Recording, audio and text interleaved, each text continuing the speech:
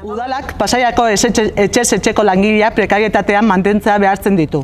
Hilabetetako negoziazioaren ondoren, udalak berriro hobekuntzarik gabeko pliegoa aterako duela esan digu. Langileen 150%ko soldata arrakala areagotuz.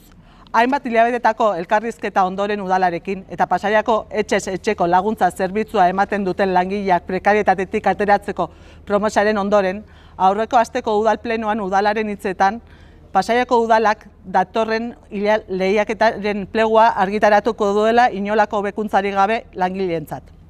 Pasaiako udalak herritarrei eskaintzen dien etxez etxeko laguntza zerbitzuak zerbitzu publikoa izan beharko luke.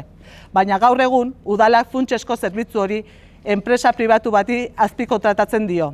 Horren ondorioz, emakume langileok oso lan baldintza eskasak ditugu eta diskriminatuta gaude antzeko zeregiak egiten dituzten gainerako langileekin alderatuta.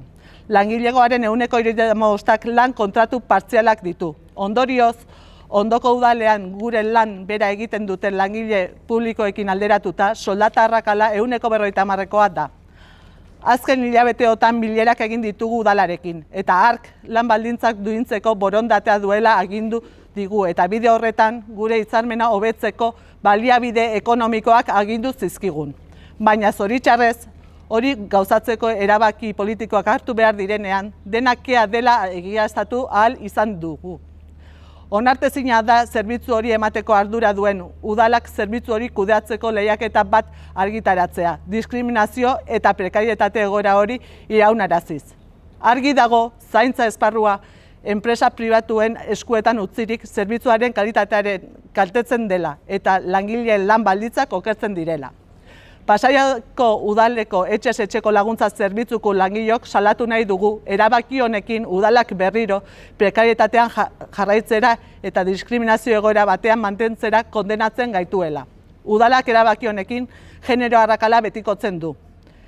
Etxez etxeko laguntza zerbitzuko langileok soldata prekarioa kobratzen jarraituko dugu. 2025ean ez dugu ordainsari igoerarik izango eta ez ditugu gure lan baldintzak hobetuko. Hori da errealitatea. Udalak hartutako erabakiaren ondorio zuzena. Genero arrakala areagotzeko erabakia hartu du. Udalari eskatzen diogu bere gain har dezala zerbitzu hori ematean dagokion erantzukizuna. Eta jar ditzala gure lan baldintzak duintzeko behar diren bitartekoak. Har ditzala dagozkion erabaki politikoak. Enpresen etekinen logikatik ateratzeko eta zaintza erdigunean jarriz, zerbitzuaren publifikazioaren bidean. Ez digute balio zainketen sektore feminizatuko langileok pairatzen dugun prekarietate egoera iragartzeko esloganak. Egoera hau ezabatuko duten erabaki politikoak eskatzen ditugu.